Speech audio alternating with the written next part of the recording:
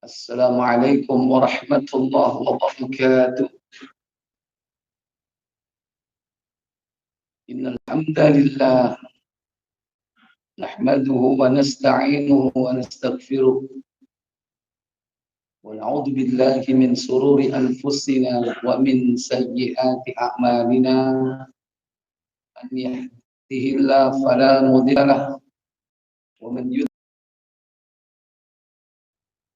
asyhadu an la ilaha illallah wahdahu la syarika lahu wa asyhadu anna Muhammadan 'abduhu wa rasuluh. Allahumma salli wa sallim wa barik ala Muhammadin sallallahu alaihi wa ala alihi wa ashabihi wa man tabi'ahum bi ihsanin ila yaumiddin, amma ba'd. Puja dan puji syukur kita panjatkan kehadiran Allah atas nikmat yang Allah berikan kepada kita semua. Dimudahkan kita hadir di majelis ini untuk satu niat dalam rangka untuk mempelajari satu ayat dari Al-Quran, satu hadis dari Nabi, mempelajari ilmu syar'i yang kita harapkan Allah memberikan hidayah, petunjuk, taufik, serta dimudahkan untuk mengamalkannya dalam kehidupan kita sehari-hari. Semoga Allah memberikan kita ilmu yang bermanfaat untuk kehidupan dunia sampai kelak di akhir. Salawat dan salam semoga tetap tercurah pada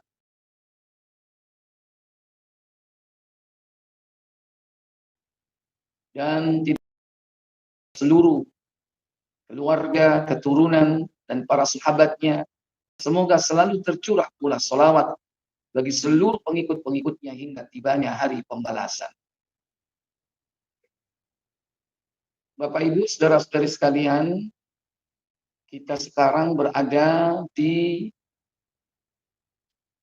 penghujung bulan Zulqa'dah 1444 Hijriah.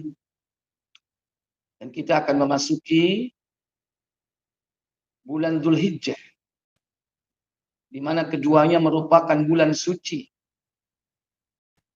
Di dalam bulan suci khususnya Dzulhijjah, tidak ada satu amal yang dilakukan di dalamnya yang bisa ditandingi keutamaannya kecuali hanya dengan mati syahid. Itulah keutamaan 10 hari di bulan Dzulhijjah yang disebut dengan ayyamum ma'lumat. Salah satu di antara amalan itu yakni udhiyah, berkurban. Dan berkurban ini pun disyariatkan pada hari-hari sesudahnya yang disebut dengan ayyamum ma'dudat. Sekalipun berbeda antara 10 hari pertama dengan 3 hari berikutnya. Akan tetapi salah satu hari yang termasuk di antara amalan yang hanya bisa ditandingi dengan syahid, yaitu hari nahar, tanggal 10 Dzulhijjah, di mana pelaksanaan penyembelihan hewan kurban, yakni pada tanggal tersebut dan 3 hari sesudahnya yang disebut dengan ayyamu tasyrik, yaitu ayyamu akli wasyurb, hari makan dan minum. Maka Allah Jalla wa'ala menjadikan ibadah manasik salah satu di antara millah Ibrahim yang wajib diikuti oleh para pengikutnya. Dan di antara pengikut yang utama yang mengikuti millah Ibrahim ini, yakni Nabi kita Muhammad sallallahu alaihi wasallam. Sehingga keduanya pun mendapatkan derajat sebagai Al-Khalil, yaitu kekasih. Tidak sekedar Al-Habib. Lebih tinggi dari Al-Habib itu Al-Khalil. Dan Al-Khalil Di dalam kehidupan ini cuma ada dua, yakni Nabi Allah Ibrahim alaihissalatu wassalam dan Nabi Muhammad sallallahu alaihi wasallam. Ada nama manusia itu di dalam kita kecuali dua manusia itu. Sementara mulai dari takbiratul ihram sampai salam yang kita panggil, kita sebut adalah nama Allah. Tapi ada dua nama manusia yang kita panggil di dalam sholat kita. Kita sebut-sebut. Yakni hanya Nabi Ibrahim dan keturunannya. Yakni Muhammad sallallahu alaihi wasallam. Sebagaimana dalam ucapan salawat kita yang disebut dengan salawat Ibrahimiyah. Allahumma salli ala Muhammad wa ala ali Muhammad kama sallaita ala Ibrahim wa ala ali Ibrahim. Maka kita sebagai pengikut Nabi Muhammad sallallahu alaihi wasallam mau tidak mau wajib mengikuti millah Ibrahim. Sekalipun kita tidak punya nasab dengan Nabi Ibrahim. Kalau Nabi Muhammad jelas punya nasab. Sebagaimana Allah katakan dalam surah Al-Hajj surah 22 ayat 78. Wajahidu fillahi haqqa jihadi huwa jtabakum wa ma ja'ala 'alaikum fid haraj millata abikum Ibrahim huwa sammakumul muslimin min qablu wa fi hadha. Apa kata Allah Jalla wa Ala? Nah. Dan berjihadlah kamu pada Islam. Dia telah memilih kamu dan dia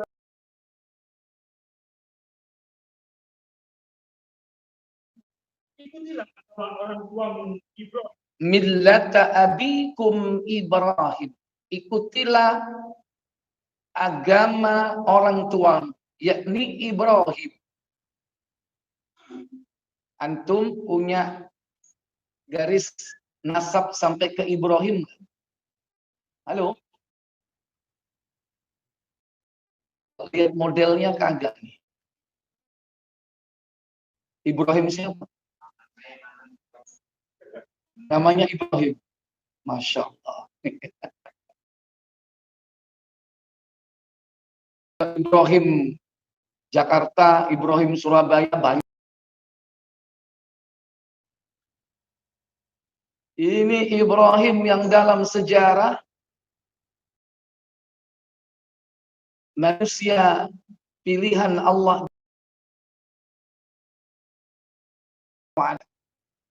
Kalau Ibrahim zaman sekarang ini bukan cinta kepada Allah, lebih cinta kepada dunia. Sekalipun masih memiliki cinta kepada Allah, tapi kadarnya jauh dibandingkan Nabiullah Ibrahim. Yang rela mengorbankan anak satu-satunya.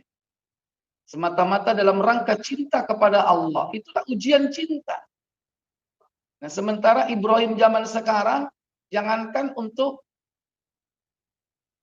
berkorban jiwa dan raga, kadang berkorban waktu untuk mengaji, menuntut ilmu aja udah sulit ya. Tapi kita cukup berbangga kalau sekiranya saudara-saudara kita siapapun namanya termasuk Ibrahim masih tetap mau datang ke tempat sholat untuk taat mengikuti millah Ibrahim. Ya mudah-mudahan bukan hanya namanya tapi juga sikap perilaku, juga apapun yang dikerjakan dalam kehidupan ini mengikuti millah Ibrahim. Tapi tidak harus yang mengikuti itu harus bernama Ibrahim. Siapapun, meskipun bernama Ujang, bernama Gatot misalnya, ya sama kita kalau mengaku sebagai seorang Muslim wajib mengikuti millah Ibrahim. Karena ayat ini umum sifatnya. Millata abikum Ibrahim. Ikutilah apa katanya? Ikutilah Agama nenek moyangmu, orang tuamu Ibrahim. Kita tidak punya nasab dengan Nabi Ibrahim.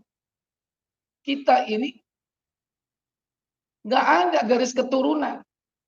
Ingat, keturunan itu ada keturunan berdasarkan gen, berdasarkan nasab, tapi ada keturunan akidahnya.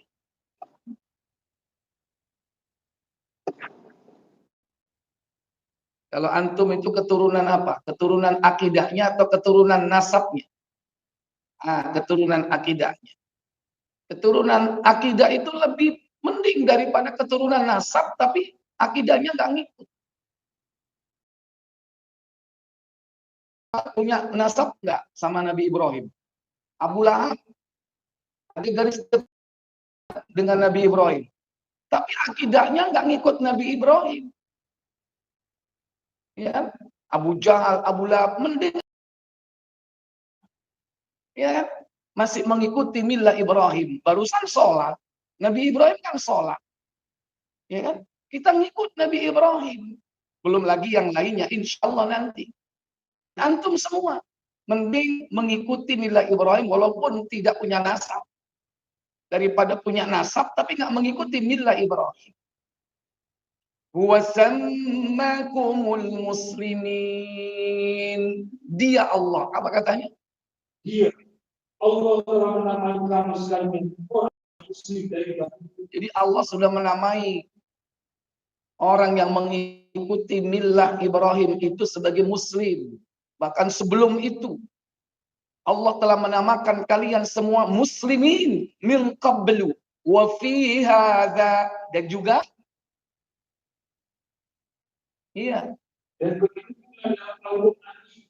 dan begitu pula di dalam Al-Qur'an ini. Bagaimana ciri-ciri mereka? Supaya kamu semua itu menjadi satu atas sendiri, dan supaya kamu semua menjadi satu atas segala manusia. Terus Maka wa aqamus shalah, itu cirinya, dia menegakkan salat. Yang kedua, wa atuz zakat, menunaikan zakat. Yang ketiga, wahtasimu billah, dan berpegang teguhlah kalian kepada tali agama Allah. Itu ciri pengikut Ibrahim. Syariat